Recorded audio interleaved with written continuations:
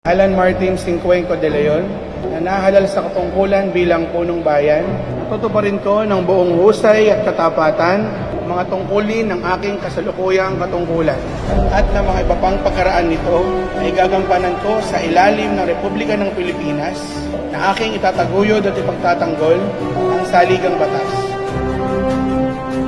Bilang pangalawang punong bayan ng bayan ng Taytay ay mataimtim na nanunumpa na tutuparin ko ng buong husay at katapatan ang mga tungkulin ng aking kasalukuyang katungkulan.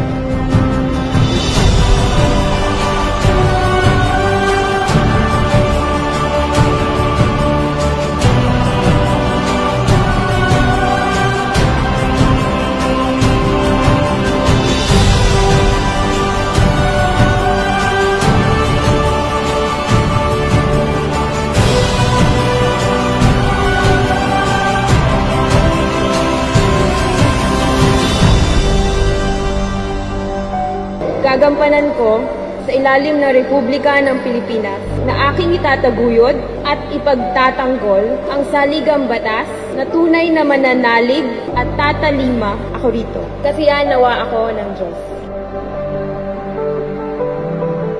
Susundin ko ang mga batas, mga kautosang legal ng Republika ng Pilipinas at kusa akong babalikatin ang pananugutang ito nang walang anumang pasubali o hangaring umiwas. Kasihan nawa ako ng Diyos.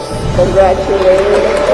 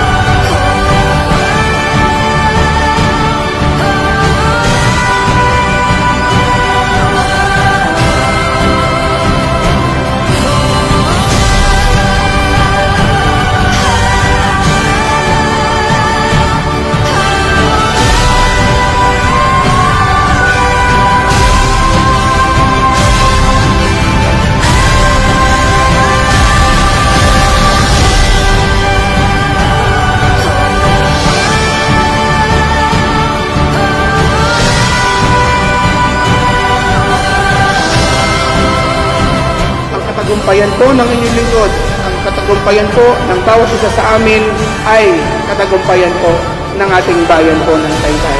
Tara na! Ismail, Taytay! Maraming salamat po. God bless!